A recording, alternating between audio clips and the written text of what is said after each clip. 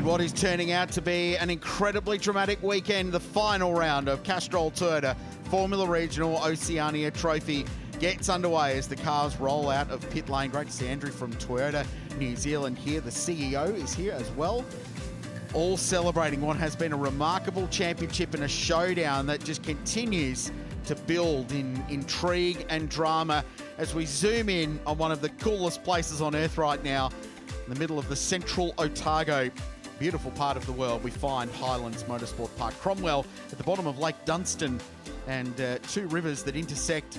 And we find Cromwell, this amazing circuit that weaves in and out of the pine forests. There's residences on the circuit, there's camping, there's a great crowd and a great racetrack too, just over 4 kilometres long, 14 turns, some real undulation and rise and fall as well. It's a great place to go racing as we build up to race 1 of 3 this weekend. It all points to the Napa New Zealand Grand Prix. This is Jin Nakamura. He's been the king of quali this weekend, Andrew Wade, and this is a flying lap on board the high-tech number 12. First things first, look how late he's into the bus stop, all the way to the second curb, full throttle, and then trying to get the car to the inside, keeping it tight all the way through, a little bit of sideways on the exit, just managed to hold on to it, and then back over to the right. Awkward braking zone into here, trying to get the car stopped, over to the right, got a bit of throttle again, over to the left, and then back on throttle, on exit, up towards the carousel. Can carry a lot of speed into here with the amount of camber on the way in, and then important to get on the throttle super early. He's back on that throttle, he's flat all the way from here, down towards the hairpin. You're eyeing up your braking point, straightening up the steering and hard on the brakes, over the bumps, trying to stop the car. Slight lock up for him on the inside. Front tyre, then back on the throttle. From there, you're pulling gears, looking at shift lights, building up speed, up to 200 kilometers an hour. Flat as he arrives at the bridge, up over the top, airborne over the top before you're back on the brakes, down the hill, into Lakeside, then on the throttle again, running the car all the way out to the exit, then on the brakes, down the hill. Awkward place to get the car stopped. Slight lock up on the right front. You're trying to grab throttle as you're unwinding that steering and eyeing up the last corner. As you're going to hold it flat, slight lift on the way in, running it all the way to the wall. And that is a lap quick enough to put him on pole position for the New Zealand Grand Prix. Richard Harris, engineer for Ryan Wood. We have been following this story, trying to keep on top of what has occurred earlier today. Now, initially there was a disqualification for Ryan and for yourself from qualifying earlier today. Where are we as it stands? Great to see that he's on the grid. What is the latest? Yeah, it's actually still, I think it's still under investigation, so I don't really want to say too much. We basically were found to be rubbing on the ride height tool on our final set when we came in after qualifying. But we were able to get the ride height tool through clear. And then after that investigation, we went down and we checked the car on all 3 sets of tyres, and the car passed clearly on the first 2 sets, and the last set was closer. This was highlighted to the stewards. They made their initial decision. They didn't realise that we ran 3 sets of tyres in qualifying, so they've now changed that decision based on the findings that we ran 3 different sets of tyres. And then they're still making a decision, I believe, on tomorrow's. I know this is evolving as we speak, and I know you're focused on getting Ryan going in this race, but how do you make sure that him, in his mindset, can just attack this race and forget about what's happened today? To be honest, anytime there's some outside noise or some struggles, it just ignites this kid. It just makes him go harder, and he digs deep, and we're here to learn, and this is another learning curve for us. So yeah, he's doing a great job, and I think it'll just focus him. Thanks, Rich. We really appreciate the update from Rich Harris. As you can see, Ryan Wood lining up on the grid in position number 5. That is great news for our Woody fans out there. Great news for New Zealand fans. Behind him, Ree, is the in driving for TJ Speed HMD Motorsports this weekend, is a new addition for this team. We haven't had a chance to talk to Liam Skeets yet. He's a former winner of the New Zealand Grand Prix. Yesterday, though, with the rescheduled running of that race, we missed out on it at Teretonga. You were a spectator, though, but now you're in race mode. Yeah, it feels good to finally get the chance to be on the grid and have a crack myself. Yeah, it was a bit of a shame to be on the sidelines, but yeah, I'm just really excited for the race, see what we can learn and see what we can apply for the Grand Prix, the important one tomorrow. You've You've been throughout the course of this championship, you know, being something of a coach and helping other drivers and so on. You know what it takes to win in this class. Firstly, tell us about stitching together a deal to come and do the Grand Prix weekend, and when that was maybe on the radar. And secondly, the quality of competition in this field versus when you were last among it. As for how I'm here on the grid in the first place, it only happened late last week actually. Josh and Nico from Toyota casually even saying, hey, we want you to do the Grand Prix, we've got a spare car, and after the support of Castrol Oil coming on board in Toyota New Zealand, as well as some personal supporters of mine who are on the car, we were able to make it happen. The quality, yeah, it's stiff. I mean, we're sitting here 7th on the grid. This isn't where we wanted to be, but it just goes to show that that the level was really high this year. So I'm looking forward to mix it with these boys and see if we can move forward. We hope it goes well for him. There he is, Liam Skeets, been testing in Super 2 in recent time, racing in the United States. Great to have him in the field. Ree? Another local is, of course, Zach Schooler, starting this race out from the second row of the grid. Just getting the final wishes from friends and family. Zach, I mean, how important is this weekend and how important is this championship to you? Yeah, I mean, obviously, championship at home, it's always really special. This weekend, you know, 70th New Zealand Grand Prix, so there's a lot up at stake. Qualifying went quite well. Quite happy with the car after the crash yesterday, which, you know, the team at Toyota and MTech did a great job to get out in time. But yeah, you know, we're feeling pretty good about this race and looking to move forward. What's important for this one? Obviously, the start's going to be critical. Yeah, you know, we found yesterday there is quite a bit of error wash. Push to pass does help a little bit, but yeah, the start is definitely really important. Thanks, mate. We wish you all the best. Good luck. Thank you. Really cool photo posted today on Louis Sharp's Facebook page. You, very young you, with Greg Murphy when you were dreaming of being on the grid for New Zealand Grand Prix weekend. Awesome that you're here. How important is this weekend for you, mate? Yeah, it's super important. It's probably the biggest weekend of my career so far.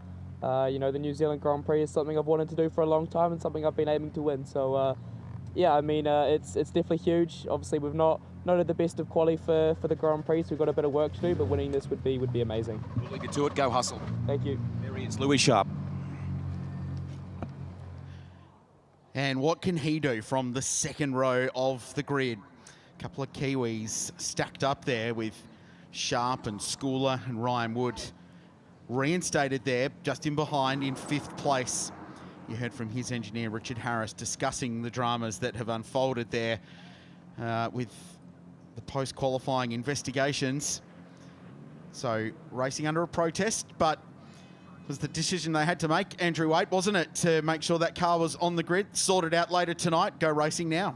Yeah, it is. It's going to be a late night for those guys working all of that out, and very well explained by Ryan Wood's engineer as well, what the situation is, what their argument is going into that. So you can understand why it's been taken to the appeal process. So a lot of water to go under the bridge with that one. Stunning conditions here. 17 degrees ambient, but that track temperature at 44 degrees. Lots of bright UV baking this bitumen surface. Just over 4Ks of it here at Highlands Motorsport Park.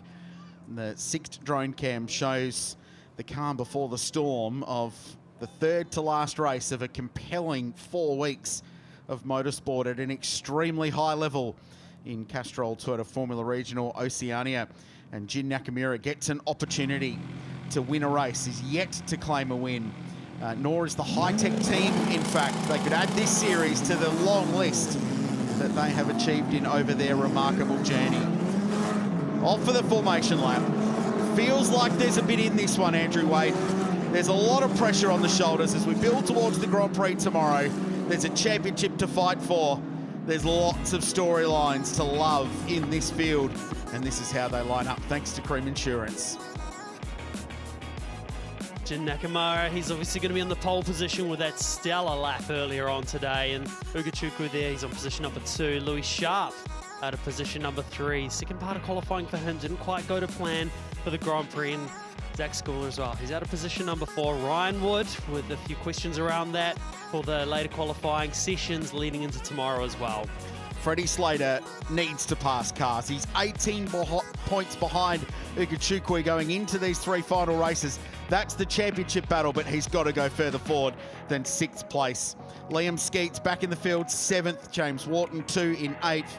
Rivera Alla Kanato Lee a long way back in 11th place. He's 6th in the championship and someone that's been a contender all season long. Evan David Yuan Pu Chui. Manson out of 14th place has got some work to do. Phil McLaughlin's been passing cars quite a lot this season, mainly because qualifying has been a little bit of a battle. So the Irishman starts from 15th position, the Red Bull Junior, but his last couple of rounds have been quite strong as well.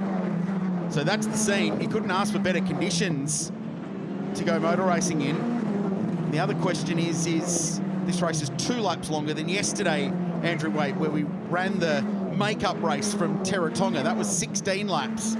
This one 2 laps longer, and we saw at the end them start to struggle with tyres. So there's going to be some tyre management going on in this one as well. Yeah, it's going to be crucial to start understanding the car and also using this as testing while it's a race. Yes, it's part of a championship, but build that knowledge as they head towards the Grand Prix, which is an even longer race again. These young drivers, average age of this grid, under 20. A bunch of them are really teenagers. In fact, the average age brought down. We should remind you, if you're a fan of Kalle Rovanperä, the 2-time World Rally champion, taken ill yesterday, did not take part yesterday and ruled out for the remainder of the weekend. We hope you're feeling better, Kalle. I know you'll be watching. It's such a shame because his performances last weekend at Terratonga in particular were the stuff of legend, and YouTube has cottoned onto it as well. That's the scene. 19 cars to take part today from the 6th drone cam. The final stanza in a championship that started at Hampton Downs, down to Taupo, then the bottom of the south in Terratonga. It brings us to Highland. The 3 races remain, will culminate in the Napa 70th New Zealand Grand Prix. This is the curtain raiser on Saturday at Highlands. Ugachukwu on the right, Nakamura on the left. Line ball start between the two of them. Couple of Kiwis in behind. It's Ugachukwu by a nose. It's Ugachukwu by a car as he turns into the bus stop. The championship leader leads them through for the first time. Critical start. The Americans got point early on in this one. It's busy behind as they sort themselves out. Louis Sharp is third. Zach School is in there. Everyone away. Everyone cleanly out of 2. And down into this difficult sequence of corners, but it's Ugo who leads the field. Nakamura there looked like he just bogged down at the second part of the start there. Didn't quite get the best jump, and unfortunately for him now, he's going to have some work to do. And behind Ugachukwu. Ugachukwu has been fast all weekend long, and this is going to be very, very hard to get the move done. We know how hard passing is in this category. This has been enhanced with the push to pass that has been added to this championship this year. So whether or not that's going to make the difference for Nakamura to be able to put a move on, remember it cannot be used on the first lap of this race. Side by side a little bit further back, Kanato Lee and Yevon David. That was for position 11 and 12. And Lee got up the inside in that silver high-tech machine. Great run. Louis Sharp over the bridge and looking to go around the outside of Nakamura for second place. He got a great run out of turn 10. Nakamura's going to have to defend down here into the right-hander that brings them back around to the start line. Zach School is buying into this as well, and Freddie Slater watching on. He's up a spot. He's got by Ryan Wood on the opening lap of this race. Critical for a championship contender. Nakamura looking a bit short on pace at the moment for that very first lap. I know it's early, but to put yourself under that much pressure, he's clearly not comfortable with that car yet as the tyres come up to temperature. Push to pass will now be activated after the first racing lap. The extra 25 horsepower, they can use it 6 times throughout the race, but once it's been used, you cannot use it for 100 seconds. So it's very important now that they moderate that use. Do you use it early to overtake and risk being exposed a little bit later on? Especially after that race yesterday, they've got data, they know where they can use it, where it makes a difference, so you can preserve that just a little bit more. And there's Ryan Wood on the back of Freddie Slater now. And as his engineer said earlier, the fire will have been ignited on Ryan Wood. Well, he's got a very good run, by the way, on Freddie Slater. He's got a really good run to the point where Slater has to defend, and it's going to open the door for Woody to get good drive out of the hairpin. Not on the button, neither driver on the button at the moment. Wood gets the nose out, but surely not close enough to go up the inside. Maximum commitment here. Launching over the air, and now a send down the inside again for Ryan Wood. He is living up to what his engineer said he would do. Showing his nose on the way in there. We just had news from race control as well. First track limit warning for Liam Skeets down there in 9th position as well, so he's going to have to be careful of that, especially this early on in the race. Yeah, tough start for Skeetsy, who started in 7th position, has lost 2 spots on the opening lap. I wonder if just a lack of familiarity, not having started one of these cars for a couple of seasons now. Obviously still got a lot of racecraft. He's been around, he did the championship over and the next championship last season, so done plenty of racing, so the racecraft should be still sharp enough. There's rolling starts there though, no standing starts. Of course, good call. So I wonder, regardless. Oh, and into pit lane comes Trevor Lazaret. Awesome young guy, has been a really good part of the championship. They're all thrown into the deep end with the Sharks this season, but he has swum, and it's been great to see him. But unfortunately, his car has gone into pit lane. There is Skeets with the Castrol backing on his car this weekend. Ugachukwu by 0.9 of a second. Nakamura's pace has normalised a little bit as this race goes on. Schooler is putting the pressure on Louis Sharp for 3rd and 4th place, and this is a battle pack. Under pressure now is Liam Skeets, and he's got James Wharton going to run down the inside of him. Behind them, Ernesto Rivera. Wharton gets the position. Wharton gets a position, but he has had his first warning for track limits as well, so needs to be careful of that. Louis Sharp also to add to that tally. He's had his first track limit warning up over the bridge. Well, check this battle out. Yevon David got down the inside as well as they went over the bridge and is going side by side with Ernesto Rivera for 9th and 10th place, and ultimately just slides in front out of turn 13. Nice pass. He is looking racy. Up to 9th position now, and Nakamura sets the fastest lap of the race. Rivera on the push to pass heading into the bus stop. Went in too quick though, and as a result may well open him up to attack from Kanato Lee for 10th and 11th position. Nice clinch there. Rivera had a moment through the bus stop, sideways through that bus stop.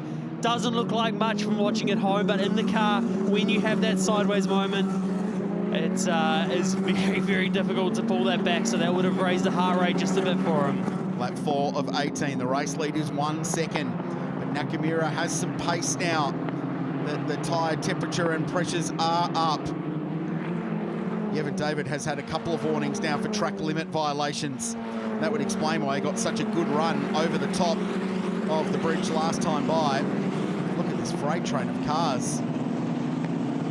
Leaders have slightly spread out, but behind Freddie Slater it is busy. Let's go back and unpick the start. The initial launch was pretty good from Nakamura, but Ugachukwu pulled away as they ran down towards turn 1. So great start, critical start for the championship leader. Schooler was on the outside of Louis Sharp, but decided to pull into line. It was a smart decision down there. And it was busy behind. It was James Wharton, I think, was on the outside. Now wide, dropping 2 wheels off the road. Was that Freddie Slater? Looked like it could have been just on the exit, yeah. So Freddie Slater there under pressure, runs wide. Rusty down in the lane. Just a quick update on Trevor Lazaret for you. They have taken the engine cover off that car, the crew from TJ Speed and HMD Motorsports, and they've looked at the rear arms, they've looked at the rear suspension. Not immediately clear what's going wrong with it, but Trevor saying on the radio, really snappy rear end, and he was concerned about it. Thank you, Greg Rust. An update on Trevor Lazaret. So, yeah, a little moment from Freddie Slater there, and he's got less than a second over Ryan Wood. The battle for 5th and 6th position. This is Zach Schooler having a good race. And he's got the pressure on Sharp, who in turn has the pressure on Jin Nakamura in 2nd. And while these 3 fight, all that is doing is helping Ugachukwu lead the way. And his margin is growing out to 1.3 seconds now. What a fantastic shot as they go over the bridge. You can even see the brown patch on the road there. That's from the cars bottoming out. They've obviously got wooden planks underneath them to help the air move, and that's where the car's making contact with the ground, creating that brown tinge on the track there.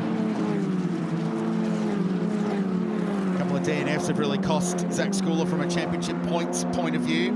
Fastest laps being traded, Ugachukwu first, then it was Nakamura, then it was Sharp, now it's Ryan Wood at a 29.5. Back down at the 6th car in the queue, just coming into shot as they take into turn 2.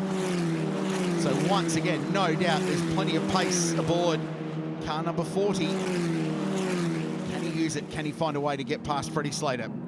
So just to add to that as well, car 21 has been given a 5-second penalty. That is Yevon David, so that is for track limit. So already he's had 2 warnings. Third time you do it, you start getting time added to you. So second warning as well for James Wharton. So these are going to start adding up. So you've got to be very, very careful about track limits. And we're only into lap 6 of 18, so not even halfway through the race, we're starting to get time penalties added. And in a field so closely bunched and the potential reasonably high here for a safety car as well, which could close the field up even further, the last thing you need is just getting rid of 5 seconds of your race time. Still tight, that fight for second, third and fourth, and tighter again. It's Ryan Wood. Again takes that shallow run down into turn 11. And the road plunges away down into 12. He's looking racy. We saw yesterday that even with push to pass, overtaking here takes a whole lot of things to get right. It is a difficult place to get that extra momentum you need to line up a pass on the car in front. Teratonga had an 840-metre long front straight. Wow, Louis Sharpstein trying to swap ends on him through the bus stop. Freddie Slater, my correction. We're watching him in the battle with Ryan Wood. He ran wide as well on the exit of the loop, so he is hustling that car, trying to keep it ahead of Ryan Wood. And all those time penalties as well, once you start using track limits, it's 5 seconds first. Just have another look at it, so see how bumpy it is on the way. You've got to use those curbs, and he's just landed awkwardly off that curb on the inside. And that's where it's a bit of a compromise. You want to use those curbs as much as you possibly can. As we see Schooler, he's gone off the road. That's a strange place to go off. So I'm wondering if he's been side by side. He was battling Louis Sharp, so whether or not he's been side by side. Normally it's an easy, flat right-hander into that corner. So I wouldn't be surprised if there's someone else involved there. So race control might be having a bit of a look at that one. And he tumbles down the leaderboard right to the end of this long freight train. Oh, so it's even earlier than that. So whether or not he's dropped a wheel on the outside of the, what's called the sting, the right-hander as you come out of the exit of the carousel there. So even still, it's a pretty easy flat spot up through there. Maybe he's caught the curb on the outside, but either way, that's a huge blow there for Schooler. And now released from the dirty air in front, Freddie Slater sets the quickest lap of the race at a 129.5. So he's climbed his way up to 4th position as a result. Ryan Wood to 5th. This battle between James Wharton and Liam Skeets is now for 6th and 7th place, with 10 laps to go next time by. It's a strange one for Schooler. Yeah, I can't quite figure that one out, how he's managed to end up where he has. So yeah, interesting one. Whether or not he's been side by side at this point with, say, Louis Sharp, and then they've been side by side up over the left. It's easy to drop a wheel out there, and he's spun inwards. Obviously, I'm speculating at this point. I don't want to bring Louis Sharp into it in case it's got nothing to do with him at the same time. Just an update on what happens. We've been talking about those track limit penalties and the 5 seconds that gets applied. After that, it's another 5 seconds. The next one's a drive-through. The next one's a stop and go, and then you get a black flag. I fear if you're doing it that many times, though, your race is probably over already. At that point, you're just about to start using the rest of this race for a test session for the Grand Prix later on in the weekend. Almost pit and throw some changes in the car and just run around and get some points. Here's Liam, 2024 New Zealand Grand Prix winner. Not many drivers have won the NZGP on more than one occasion. 51 drivers have won the big trophy, and it's 70 runnings. It shows you the variety over the journey of those that have had success, and the few that have won it twice, and then even fewer than that 3 times. No one has won it more than 3 times. And a driver today that could, and I wonder if he's watching somewhere in the world, is Nick Cassidy, who won it 3 times. So, Cass, if you're watching, come back next year. Come on, Nick. First 4-time winner. That would be an incredible story, wouldn't it? And that is someone who is at the top of his game at the moment, is Nick Cassidy. The the way he's going in the Formula E Championship. He's doing some World Endurance racing as well. Just another driver who's come out of this series and gone on to do some pretty incredible things. So, Nick, come on back, come be part of the Grand Prix again. Imagine being the first 4-time winner of the New Zealand Grand Prix. It'd be very cool. This is a good feisty little battle pack. 17-year-old Mexican Ernesto Rivera is 9th. Young Japanese driver Kanato Lee is behind him in 10th. He's got Nolan Alla behind for Giles Motorsport, the Martini car. Every time we've heard from him this season, I was talking to Rihanna Crean about this earlier today, and you feel like you're at a NASCAR race or an IndyCar race. He's a cool dude. His dad works in TV production, actually, and was good enough to supply us with some in-car vision from the last round, which was really cool. And he's been heavily involved behind the scenes. It's been great to have the US influence in the championship from US open wheel racing with Nolan Alla and Trevor Latourette. He's just still trying to get to the bottom of what happened to Schooler there. So word from race control is they are on the same thinking that it most likely happened on his own as well. So very, very strange one for him there. James Wharton under pressure again. Missed the last weekend at Terratonga Park for commitments internationally. So back in the car this weekend. Was a race winner for the first time earlier on in this season at Taupō, race 2. He claimed there he converted the reverse top 8 result into a win. And that was the first win for the TJ Speed with H&D operation as well since joining CTFROT this season. So that was a huge result for that squad. And for James, who's back to FIA Formula 3 again, one of 9 drivers going to F3 as Rivera and Lee go side by side. Rivera was defending, Lee was attacking, and right now Rivera continues to hold on to the position, but I wonder for how long. Big to make a move down here on the run up to the bridge. Oh, certainly close, or if not over track limits there for Rivera as he comes up towards the bridge. Obviously making it side by side through there. You're narrowing the entry of the corner up, so harder to keep the car within inside those limits. How does that feel when you land there? Because you're sitting on a very thin piece of molded foam and then essentially in a carbon fiber bathtub with not a lot of suspension travel. In fact, no suspension travel really. Did you feel it when you land? You'll be surprised, not as much as you'd otherwise think. You'd think you'd feel it slam on the ground, but the suspension in these cars is so good. Most of it's been absorbed by the time the floor does hit. And that's what these guys are working on as well with the way that the cars are set up is you want to run it as low as possible, obviously within regulations, but then you're also checking the floor to make sure it's not rubbing too much, because if it ends up rubbing too much, you can wear through it, which in the end ends up being even more detrimental to your race, because if you wear through it, it doesn't send the air in the right direction and can make your race even tougher. So that's what these guys are looking at. If you grew up watching Formula 1 in my era, all the talk was about the plank wearing out, and there were races decided by planks wearing out. Similar sort of thing these days. It's a similar concept. This was that battle with Rivera and Lee, and Car 24 has had some investigations and bad sportsmanship flags, and now he's going to have a look at Yevon David. This is 8th and 9th position now. Feisty little battle pack. Yevon David obviously carrying that 5-second penalty already for track limit warnings. This is going to be a big talking point over the weekend, isn't it? By the time we get to the Grand Prix, these drivers are going to have to be very, very careful around that. As Freddie Slater's done what he also did yesterday. All of a sudden, this point of the race, he has just lit the timing monitors up with the fastest lap of the race. So he's found some speed towards the end here. So if you're Freddie's team, clearly the car's coming on late in the race. It's working well. We're beyond half race distance, 7 laps to go. It starts 6th tomorrow for the Grand Prix. Are you looking at changing that? And can you change that? And then what do you do to change that? Yeah, you just got to persevere with it and maybe look to change it as... and that's what they'll do overnight. They'll have a look at that and work out what they can do. And is it a tyre pressure thing? Is it more in the car setup itself? Potentially, most likely in the tyre pressures. It's getting that right, but also at the same time, the car needs to be so well balanced that it doesn't balloon the tyre pressures in the front or in the rear. So having a balanced car allows you to look after those tyres a bit longer.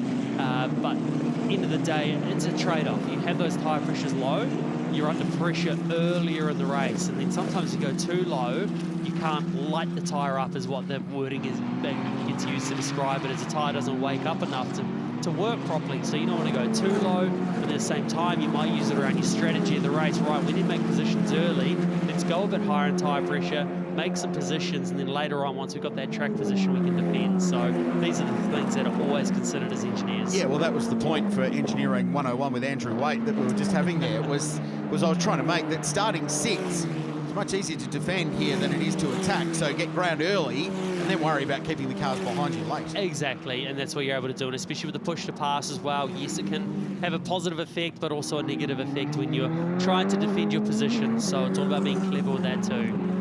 There's his dad, Adrian, watching on from upstairs, having a good time, clearly watching his boy in P4 at the moment, 1.7 seconds behind Louis Sharp. Louis got to the back again of Jin Nakamura. He pulled away for a couple of laps. The young Kiwi's got again to the back of car number 12. So there may still be a battle on here for the final step on the podium, and there was definitely a fire going on in the left front corner of Louis Sharp. I think it was locking the brake up to the hairpin. So that might be in response as well to Slater's speed that he's found towards the back of this race. But he last lap actually did the same lap time as Louis Sharp, so they're as quick as each other at the moment. But now Louis Sharp, now he's under the back of Jin Nakamura. He's not able to, he's stuck in there. So now he's going to start using up those tyres a bit more, burning those tyres up, trying to make a move. Remarkable amount of colour on our timing screen, which means that everyone is pressing on. I just ducked there as Joe, our drone operator, flew beneath the starting gantry. Love that shot. Tracking the cars as they head down towards that high-speed bus stop entry. Ryan Wood, P5, fastest lap of the race, thank you very much, on lap 13, 1 minute 29.32.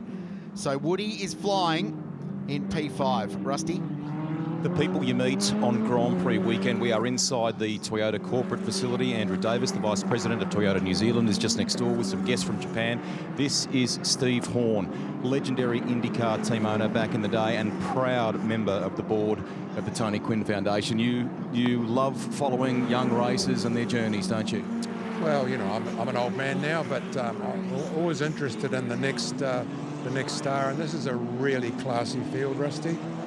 There's some kids there that we're going to see in Formula One, no question, and it's just a lot of fun watching young kids come along. It's great to catch up with you as always. You're a proud Kiwi, always have been. This series and what the New Zealand Grand Prix stands for, again, I think you've just alluded to it there a moment ago. It's in a great space at the moment, isn't it? It's in a great space. Christine and I helping Liam Skeets a little bit. He's a great Kiwi driver. Went to my first New Zealand Grand Prix in 1957. Still coming. Great to see you, mate. Thanks for chatting with us. Sure. Thank you. Steve Horn is instrumental in taking drivers from New Zealand and all around the world to do some amazing things, and been lucky enough to be mentored by Steve Horn as well up through the ranks, and he's very, very clever, and his way of thinking and understanding how the game works is something that every driver just stops and listens to, because of his knowledge and his understanding is world class. So great to have Steve in the corner of these young guys to go on to bigger and better things, and he's dead right. We will see some of these drivers from this field make their way to Formula One. 1957 New Zealand Grand Prix at Ardmore, which is an airport just outside of Auckland. It's actually very, very close to Pukekohe, famous racetrack there is. And the 1957 New Zealand Grand Prix was won by a Brit by the name of Reg Parnell in a Ferrari. So the fact that Steve Horn was there is very, very cool. The real early days used to get 60,000 people to Ardmore out there. It's still an active airport, a commuter airport, and private sort of industry airport. Very cool place. A little bit of Grand Prix history recognised out there as well, which is really cool. There you go, Grand Prix 101 with Richard Crail. Love the Grand Prix history here. It is truly remarkable, the stories that have been told. This one winding down. Ugachukwu once again absolutely faultless out in front. Won the start, won the race to turn one. Continued to build that margin. There's 3 laps to go now. Nakamura looks like he might have broken the back of this fight with second and third with Louis Sharp. Freddie Slater still pushing hard. Purple final sector of the race last time by. Then it's Ryan Wood in 5th. just hasn't been able to do much with Slater in this one. He's got to 5th and stayed there. James Wharton 6th, so a pretty good return for the young Aussie to come back into the championship having missed a weekend. So he's 6th. Liam Skeets is 7th. Yevan David 8th, but has a 5-second time penalty. And the problem for the young Sri Lankan driver is that 5 seconds right now could drop him outside the top 15, because he has got Ernesto Rivera, Kanato Lee, Nolan Ellis, Sebastian Manson and Yuanpu Chue all bottled up behind him in a pretty busy battle pack for those final spots inside the top 10. So it's a pretty good lesson. Don't get a 5-second penalty in a CTFROT field, because when it's applied, you are going to tumble down the timing order. It just shows how competitive this field is. After 23.5 minutes of racing, that 5 seconds still drops you that far down the order. Beautiful shot as the cars launch themselves over the bridge on the 6th drone cam. Nakamura, he's been second on 3 occasions already in this championship, Andrew. What's he got to do? What's he got to do to convert? He's been so close so many times. Yeah, he has, but at the same time, that's what's kept him in this championship, is that consistency every time. But then, as we say, at Ugachukwu there, he goes and bangs out the fastest lap of the race, so he is certainly carrying a lot of pace in that car. And as there's questions over where he's going to start for the New Zealand Grand Prix with everything going on, it's certainly shaping up to be one interesting day tomorrow. Well, and so he really does need to capitalise today, because if there is a penalty coming for the Grand Prix grid, which will decide the championship as well, he needs to build that buffer as far as he can this time before the big race tomorrow afternoon. So that's the sort of subplot. The other storyline is that race 2 tomorrow morning is a reverse top 8 of this one. So it makes Evan David's day even more frustrating, because a 5-second time penalty, it's not going to rob him of 8th position here. It's going to rob him of pole position tomorrow. And for the second time this season, it could put Ernesto Rivera on the front row of the grid. Of course, pending other penalties as well around that. And don't forget, after Rivera put it on pole in Invercargill, he said, I am just going to send it, and sent it into the gravel. So he's not scared of getting amongst it as well. So we'll wait and see what happens with that one. But yeah, very, very frustrating. As I say, Kanato Lee there, he's just come up into effectively 8th position. So that'll give him the reverse top 8 pole tomorrow if it stays this way as the final lap commences. Remember, everyone was bottled up behind Evan David. So that battle pack, oh, who's that? It's one of the Red Bull juniors. So it's either Rivera or Fionn McLaughlin, who was down in 15th place. It's Rivera just trying to catch the top of the flag there on his car. The problem is they look so similar, the Irish and Mexican flags It is Rivera. as well. Yeah, so that would explain it. So big win potentially for Kanato Lee. It could put him out. The safety car's been called. It doesn't really matter, because they're on the final lap of the race regardless. So it just emphasises the point that Ugo Ugachukwu is going to win for the 4th time this season, possibly at the most important part of the season as well. Under pressure, under fire, the rule book, technical, everything around it. The team worked miracles to get him back out in qualifying for the New Zealand Grand Prix to salvage something after there was an apparent failure in the left front corner of car number 4. It broke the suspension. They got him back out. It has been a roller coaster ride of a day for this young American, but he's about to do the job again. Picture perfect start, led into turn 1, managed it from there, and 3 laps from home, just banged in the fastest lap of the race for good measure. Yeah, it was a brilliant start by him on the outside of the track. It's pretty evenly matched on the inside and outside here at Highlands. A lot of tracks, obviously, the pole sitter or position number 2 end up with the better line, but it's pretty evenly matched as Ugachukwu goes around the last corner, nice and slow, to receive the checkered flag. 4th win of the season for the championship leader. Ugo Ugachukwu wins again in CTFROT and builds his championship margin. Every time he is under pressure, he responds just like that.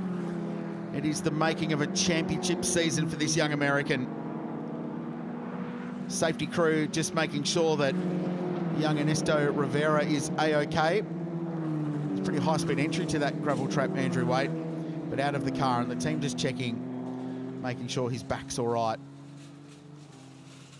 We'll get to the bottom of what actually happened there. It's had quite a big impact, so it's got damage on both sides, Wadey. In fact, that's had an enormous accident. Front nose box has been torn off that car, the front wing mounts, and it's got both the right-hand side corners. Suspensions are damaged. So glad to see him out of the car from what's been a fairly substantial impact. Yeah, where he's ended up there, it looks like he's actually up against the concrete, so that doesn't quite absorb the impact as well as he would have otherwise liked. There's the race results. Freddie Slater in 4th place, cedes some ground in the championship. The battle for 2nd, 3rd and 4th actually is fascinating from a points point of view, and they're all in there. Nakamura, Sharp, Slater and Woods. In fact, pretty close to championship order, the finishing order of that race. The reverse top 8, after penalties applied, I think you'll find it's going to be Kanato Lee on pole position, with potentially Liam Skeet starting on the front row of the grid for race number 2. Highlights, Castrol Toyota Formula Regional Oceania here at Highlands. It was all the start, wasn't it? Perfect launch from the outside of the front row. Busy behind in the opening laps, and it took a while for Jin Nakamura's car to switch itself on in that race, and as a result, he dropped ground to Ugachukwu. That was a moment for Freddie Slater. This was a ferocious battle pack that lasted the entire race. Yeah, it certainly was, and then score a little bit later on, some sort of incident for him getting to the inside of the track there, so whether he dropped the wheel on the left-hand side of the track out of, what is named this thing? Good race for James Wharton. A little bit further back, this was the battle pack that Rivera was involved in. He spent his entire race battling as Kanato Lee got by, so that was that position change. It was soon after that moment that the young Mexican driver ended up off the road and parked against the fence with quite a lot of damage to his car. And we do hope that Ernesto is A-OK. Came into the weekend 8th in the championship. He's dropped down the order a little bit now as a result. Had a runner-up finish earlier this season at Topor in race 2. Of course, that famous quote that we touched on from Teratonga, where he said, "I'm just going to send it," and he did, off into the gravel trap on the outside of turn 1, which was a headline story nonetheless. But what about this guy? I mean, we've been talking about it all year long, haven't we, about how every time there's a challenge, every time he loses points, the next time out, he regains them. He makes them back. He recovers so well, Ugachukwu. It is just masterful in that completely unflappable style that he's got. Yeah, he certainly does. The way he's able to hold himself in those moments to be able to pull through with the results, and obviously, well, look at qualifying this morning. Once again, he had that failure in the left front to be able to turn around with some suspension just whacked on that car and sent out halfway through the session and still be able to make it through the knockout to make it to the final part of qualifying was super impressive. The top 3 head down to Allied Petroleum Victory Lane. We'll hear from them very soon. 2 races to go in this 15-race championship that has ebbed and flowed over the last 3.5 weeks. It has been remarkably entertaining. The racing product has been sensational. The class of this field has been very good. But a 4th win, the first 4-time winner of the season for our championship leader, and that margin that was 18 points will extend going into the 2 races tomorrow, and justifiably celebrates after a hugely impressive performance, provisionally now 303 points to Freddie Slater's 274. Just gives him a little bit more breathing room compared to what he had before coming into the weekend. And remember, there's still questions over the grid for the Grand Prix. There's still investigations ongoing around both car number 4 and Ryan Wood's car number 40. It's time to celebrate that race, win number 4 of the season for Ugachukwu. He's in Allied Petroleum Victory Lane. And after celebrating with the team, the next person he'll speak to is Rihanna Cran. And he is a familiar face all season long in the Allied Petroleum Victory Lane. His 4th win of the season. Ugachukwu, congratulations. It has been a day for you. Issues earlier this morning, some question marks still hanging over your head for what happens tomorrow, but you've been outstanding in races. You got that start, which was so critical for you. How satisfying, how relieving is this victory? Yeah, very stressful day overall, I'd say, but no, really happy to get the win. Yeah, I tried to forget about everything else and just focus on race 1 for now. yeah, I got mega star, got into the lead, and that just allowed me to, you know, control and manage the race from there. How have you kept all the noise away from yourself, knowing that things have been evolving as the day has gone on?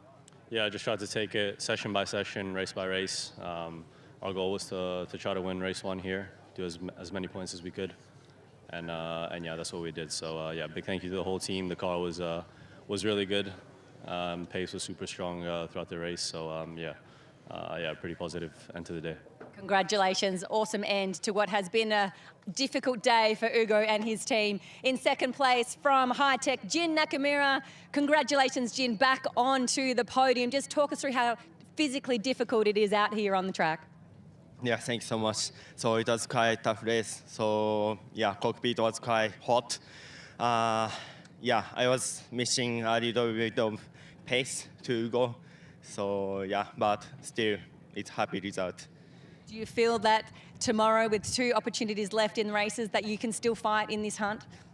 Yeah, I will start from P7 and P1, so I still have pole position for race 3.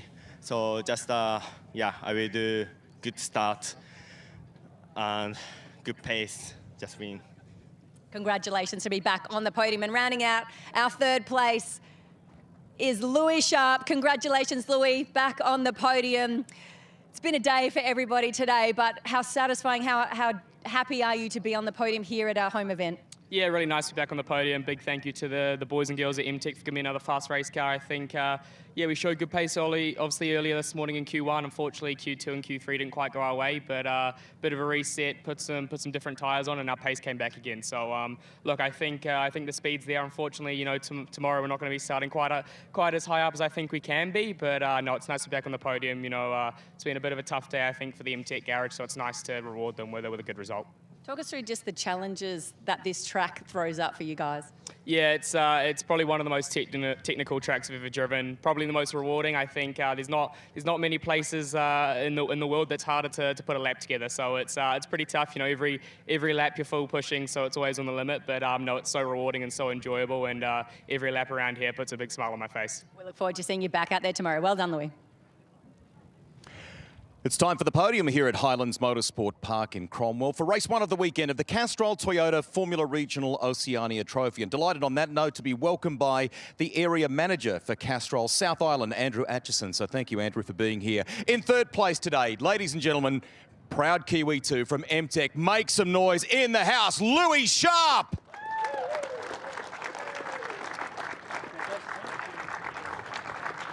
In second place, from Japan, for High Tech, be equally generous in your applause for Jin Nakamura.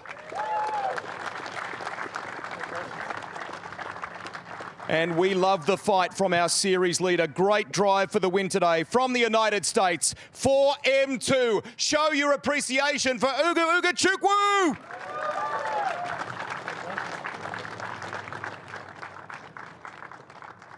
Nice crowd here in Victory Lane to capture the moment. The media are doing that too. Lots of stories to follow as we get ready for a big final day. Grand Prix day tomorrow is going to be epic. Ladies and gentlemen, that is your podium. Race 1 of the Castrol Toyota Formula Regional Oceania Trophy here at Highlands. Nice work by Greg Russ down in Allied Petroleum Victory Lane. Ugo doesn't really need to stand on the top step, does he? He could be on top of them, just standing on the ground. He's one of the tallest young racing car drivers going around, but man, what a performance. And after today, the net result, he leads the championship now by 29 points going into the final 2 races. Pleased to say that Ernesto Rivera was out of that car under his own steam after an enormous impact with the concrete barriers coming off the bridge at high speed, involved in a massive battle pack between 8th through about 13th position. Don't forget to join us tomorrow. It's the big one, folks. The Napa 70th New Zealand Grand Prix. Our coverage kicks off at 9:55 a.m. New Zealand time. Take 2 hours off of that if you're on the East Coast in Australia. Join us on YouTube around the world as well. It's going to be a massive day of racing here at this amazing playground in the Central Otago at Highlands Motorsport Park. On behalf of our entire team, thanks for joining us today at Highlands. Much more action to come tomorrow. Good night.